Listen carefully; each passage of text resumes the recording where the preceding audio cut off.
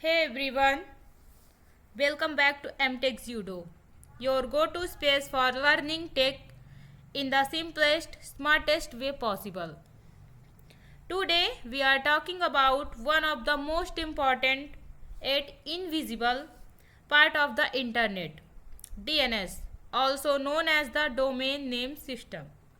In short, it's the internet's phone book, the system that helps your computer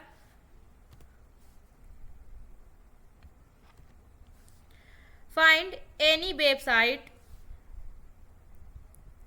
you want to visit. Let's dive in and see how it actually works.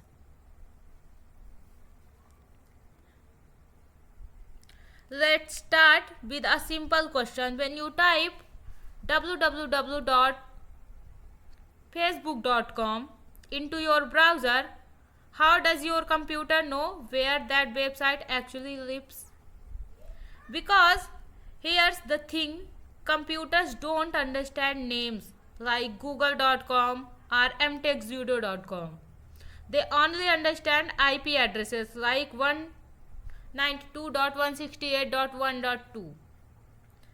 But honestly, who wants to memorize numbers like that for every website? That's where DNS comes to the rescue.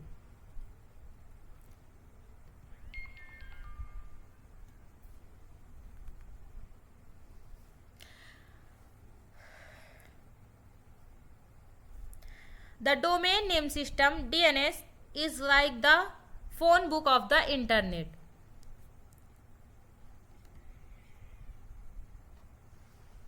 It translates human-friendly names like www.google.com into machine-friendly IP addresses like 142.250.72.14. So, whenever you visit a website, your computer says, "Hey DNS, what's the IP address for this domain name?" And DNS replies with the correct address so your browser can connect to the right server. Simple idea, but it keeps the entire internet running. Now, step by step, how DNS works. Let's walk through what actually happens behind the scans when you type www.mtechzudo.com and hit enter. First, browser cache. Your browser first checks if it already knows the IP address. Maybe you visited the site recently.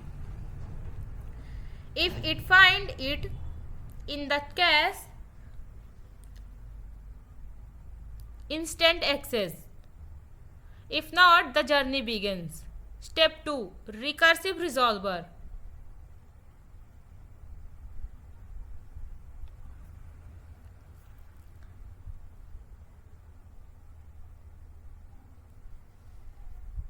Your request goes to a DNS resolver, usually managed by your ISP, Internet Service Provider,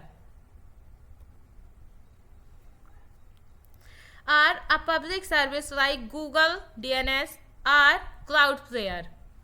The resolver's job is to find the IP address for you.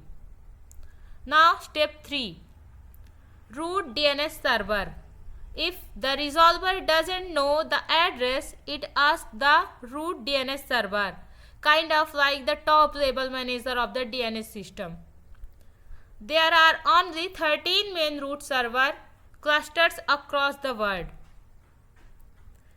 They don't have every answer, but they know where to look next. Step 4.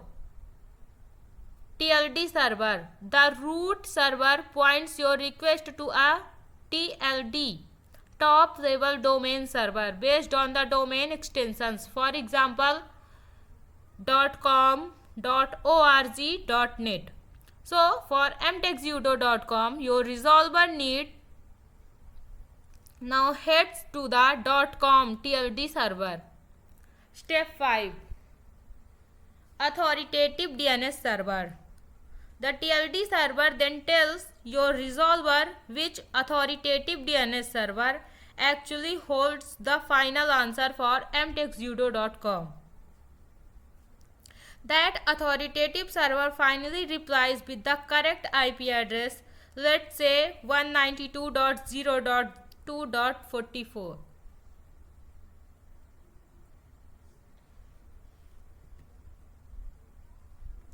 Now, caching. Why it's so fast? Now, here's the smart part. This whole process isn't happen every time you visit a website. DNS servers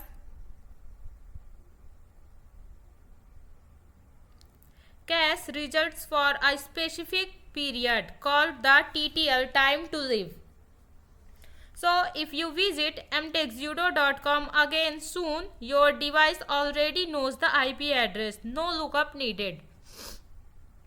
That's why websites load faster the second time. Now, the DNS hierarchy. Let's recap how DNS is organized. It's a bit like a pyramid. First, root servers, the top level directing traffic to TLD servers. Second, TLD servers for domain endings like .com, .net, .org. Third, authoritative servers store the actual IPs of specific domains.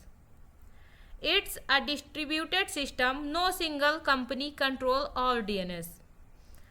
That's what keeps the internet decentralized and resilient. Now, real world analogy.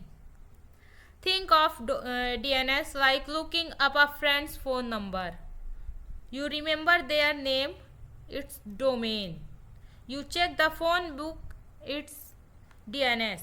You find their number, IP address. Then you call them, connect to the server. Without DNS, you would have to memorize millions of IP addresses, which would be a total nightmare.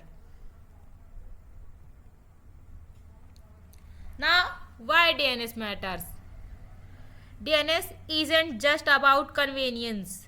It's critical for the internet to function. If DNS stops working even for a few minutes, millions of websites become unreachable because browsers simply don't know where to go. That's why companies like Google, Cloudflare, and VeriSign invest heavily in DNS infrastructure to keep the internet stable and secure. So, that's how DNS works, the silent translator of the internet, turning names into addresses and keeping everything connected. Next time you type a URL, remember there's a tiny digital phone book working behind the scans to make it happen. If you enjoyed this explanation, hit like, subscribe and turn on notifications for more tech stories from MTechZudo. Thanks for watching, and as always, keep learning, keep exploring.